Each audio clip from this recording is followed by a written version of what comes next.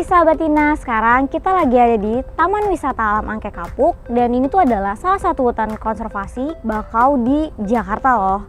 Nah, tadi aku udah dari depan sana sampai ke sini itu aku udah lihat-lihat berbagai macam pohon bakau yang tentunya unik-unik banget dan banyak berbagai jenis. Di sini pun nggak hanya ada pohon, tapi juga ada satwa-satwa liar lainnya loh. Tapi aku nggak sendiri nih, nanti aku ditemenin sama narasumber kita. Untuk kalian yang mau tahu lebih lanjut, ikutin aku terus ya.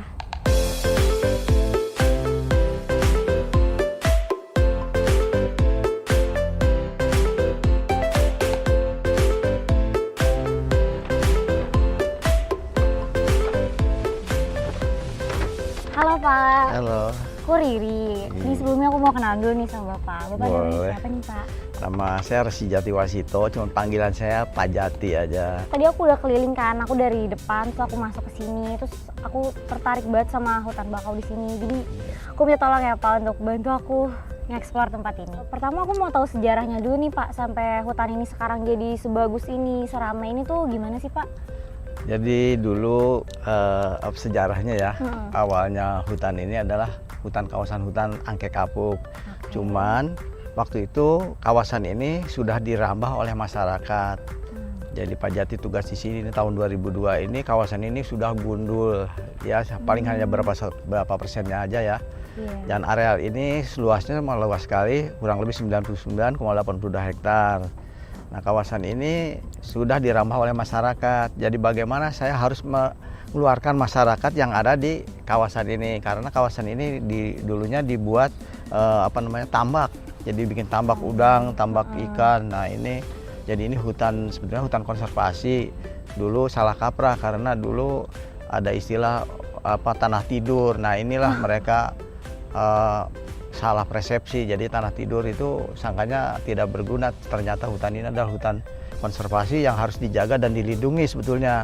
Karena dulu mereka masyarakat itu kurang ngerti dengan konservasi, maka terjadilah mulai perusakan. Jadi Bapak di sini tuh bantu untuk mulai ngembangin hutan mangrove ini lagi ya, untuk jadi seperti sekarang kan? Betul ya. Sebetulnya hutan mangrove ini sejak 97 itu sudah ditetapkan menjadi kawasan hutan ya, hutan wisata ya, HW dulunya. Nah, ini hutan wisata ini sebetulnya sudah disewa sama PT Murindra sekitar 30 tahun.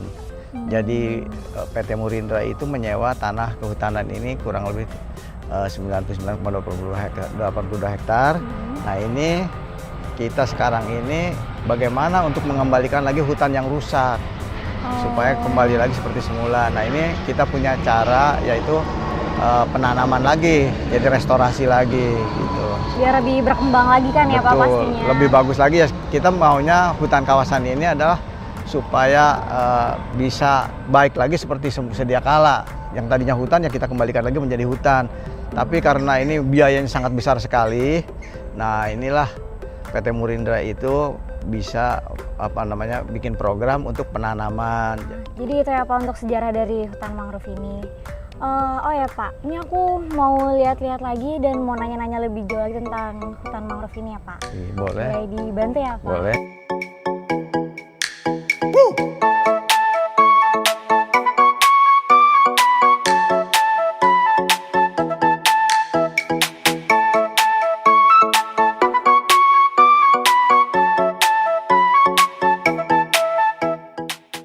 Nah Pak, ini kan aku udah ngeliat kan banyak banget macam-macam pohon di sini.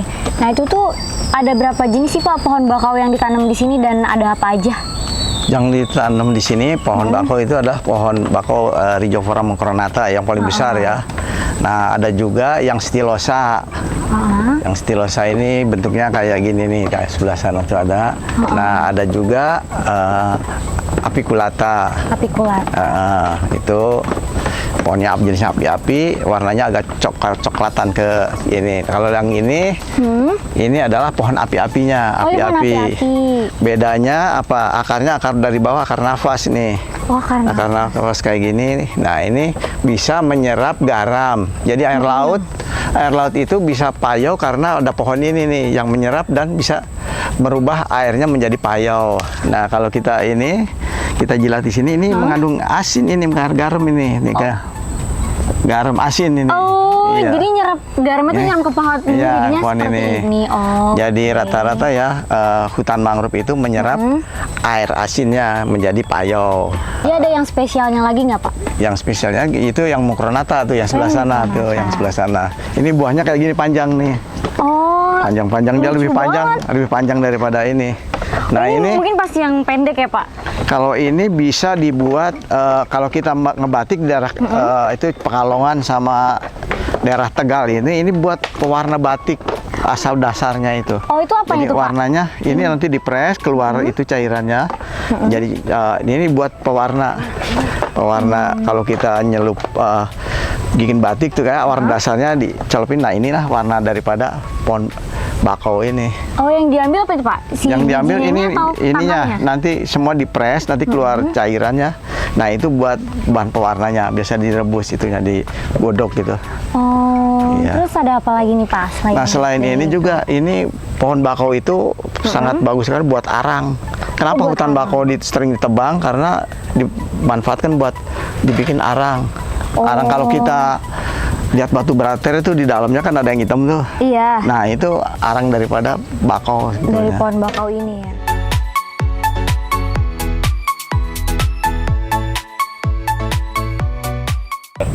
Pak, tadi kan aku udah ngeliat-liat nih banyak banget kan macam bakau di sini. Nah, tadi tuh aku ngeliat banyak banget kayak biji-biji kayak gini nih, Pak. Itu Ini tuh salah satu dari pohon yang mana ya, Pak? ini salah satu pohon dari pohon api-api. Ini pohon api-api yang akarnya akar nafas. Nah ini dulu ceritanya kan ini bisa biar dikonsumsi sama nelayan-nelayan dulu karena di di sini nelayan-nelayan di Indonesia itu kan kasihan kadang-kadang kurang ininya ya. Dia nggak bisa beli beras. Nah inilah sebagai pengganti beras. Nah ini direbus. Setelah direbus ditaruh di tempat air yang mengalir selama 3 hari. Setelah itu baru diolah lagi direbus ini baru dikasih kelapa. Nah ini biasa dikonsumsi. Kalau nggak di tempat air mengalir ini pahit ini yang buahnya. Oh, jadi tuh ditaruh di air mengalir tuh biar pahitnya berkurang Ya, ya, Pak? betul. Jadi pahitnya tuh hilang nanti. Jadi kita bisa dimakan karena nggak pahit ini. Ini tuh biasanya yang diambil yang udah jatuh atau yang masih ada di pohon? Yang udah jatuh biasanya. Oh, justru yang udah jatuh ya dibanding yang di pohon? Iya.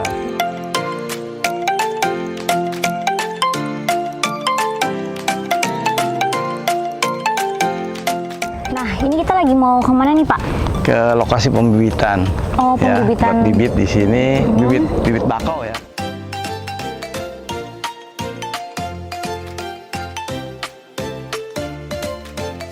Ini dari bibit ini yang mukronata ini ya. Jadi sebenarnya Mukronata. panjang ya. Ini udah tua ya, Pak? Iya udah tua, ininya kuning hitam ini. Nah cara nanamnya tinggal tancepin aja, set gitu. Nah gitu. Oh, cuma tinggal kita Tinggal tanemin nyepuin. aja. Yang penting bibit ini tua ya. Kalau bibit ini muda, ini lama-lama 3 bulan kemudian mati ini. Oh, nggak kuat ya, Pak? Nggak kuat, ya karena apa? Bininya masih muda, jadi daya tahannya masih berkurang. Ini Nah juga kalau udah udah- tua, ini udah tua nih, ini bagus. Cuman ini agak bengkok ya. Ini kelihatan juga nggak sih Pak bedanya dari si Iya. ujungnya sama ujung ini Nah ya? kalau udah tua ininya kuning nih. Nih kuning. Kalau udah ininya. tua? Ya.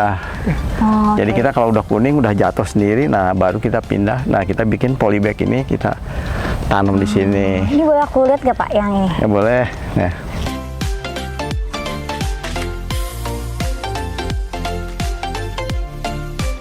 Oh, jadi untuk yang ngebedain propagul ini yang udah tua sama yang masih muda, itu tuh dari ujung ininya. Jadi kalau ujung ininya itu udah kuning, berarti Warna tuh dia kuning. udah tua dan udah siap untuk ditanam. Udah siap ditancapin di polybagnya untuk dikembangin lagi jadi bibit. Nah, kalau yang kayak gini, ini udah Ya, tumbuh Pak? ini udah tumbuh 2 bulan mau ke 3 bulan ini. Kok bisa Oh. tahu ya kita? Iya, kok bisa tahu Pak? Nah ini satu ini ujung ini tuh kalau sampai berbuka ini buka gini ini 1 bulan. Oh, jadi tuh kuncup 1 bulan. 2 bulan, 3 bulan.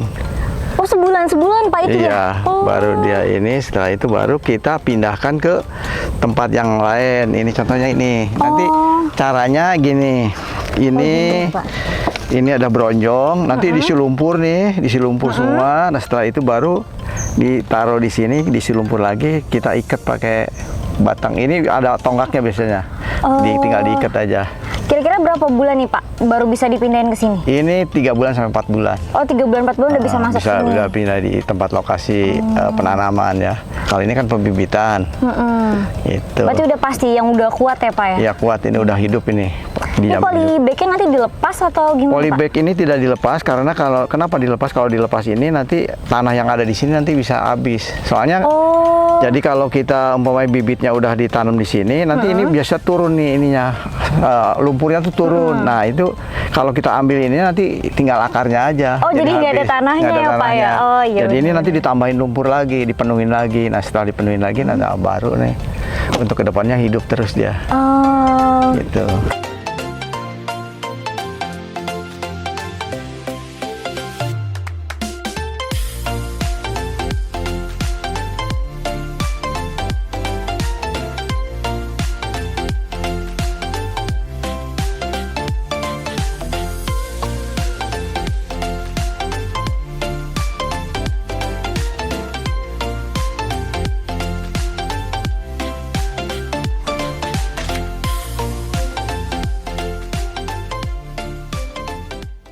Pantai. Nah, sahabat Tina, sekarang kita mau ke tempat pengamatan burung nih.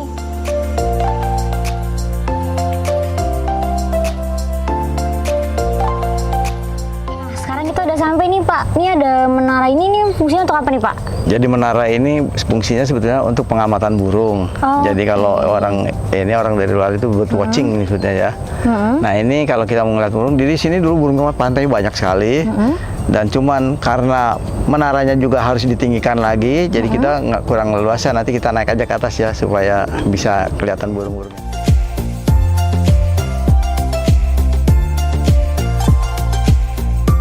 Nah, sekarang kita udah sampai nih di tempat pengamatan burung Taman Wisata Alam Angke Kapuk. Di sini tuh kita lagi ada di menara dengan ketinggian 10 meter loh. Dari sini bisa kelihatan banget hampir seluruh dari si taman ini. Buat kalian yang penasaran, yuk lihat.